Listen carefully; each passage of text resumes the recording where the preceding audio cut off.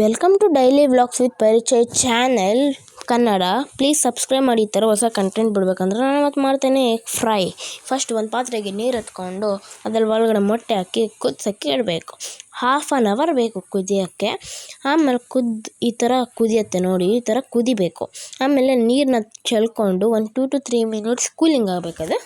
ಆಮೇಲೆ ಮೊಟ್ಟೆನ ನೀಟಾಗಿ ಸುಳ್ಕೊಬೇಕು.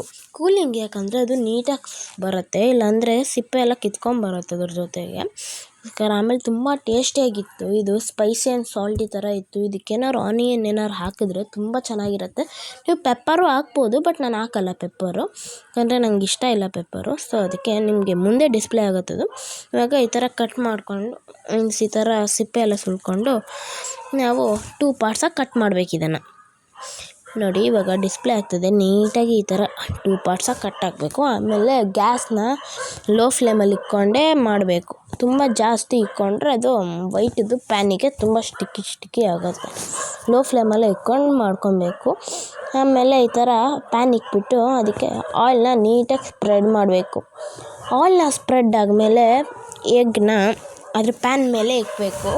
ಅದು ಜಾಯಿಂಟ್ ಆಗಬಾರ್ದು ಪ್ಯಾನ್ ಮೇಲೆ ಎಗ್ಗು. ನೋಡಿ, ಡಿಸ್ಪ್ಲೇ ಆಗುತ್ತೆ. ನೋಡಿ, ನಾನು 4 ಇಕ್ಕಿದ್ದೀನಿ. ನೀವು ಎಷ್ಟು ಬೇಕಾದ್ರೂ ಇಟ್ಕೊಬೋದು, ಯಾಕಂದರೆ ಅದು ಅಂಟ್ಕೊಂಡ್ರೆ ನೀಟಾಗಿ ಬರೋಲ್ಲ. ಸೊ ಅದಕ್ಕೆ ನಾನು ಈ ಥರ ಜಾಯಿನ್ ಆಗೋಕ್ಕೆ ಬಿಡಬಾರ್ದು ಅದನ್ನು. ಆಮೇಲೆ ಇದನ್ನು ತಿರ್ಗಿಸ್ಕೊಬೇಕು. ಈ ಥರ ನೋಡಿ, ಈ ಥರ ತಿರ್ಗಿಸ್ಕೊಬೇಕು ಒಂದು 2 to 3 minutes. ಆಮೇಲೆ ಅದಕ್ಕೆ ನೀವು ಸಾಲ್ಟು, ಪೆಪ್ಪರು, ಸ್ಪೈಸಿ ಯಾವ್ದಾದ್ರು ಏನು ಬೇಕಾದ್ರೂ ಹಾಕೊಬೋದು. ಬಟ್ ನಾನು ಹಾಕ್ಕೊಂಡಿದ್ದೀನಿ ಬರೀ ಖಾರದ ಪುಡಿ ಮತ್ತು ಉಪ್ಪು.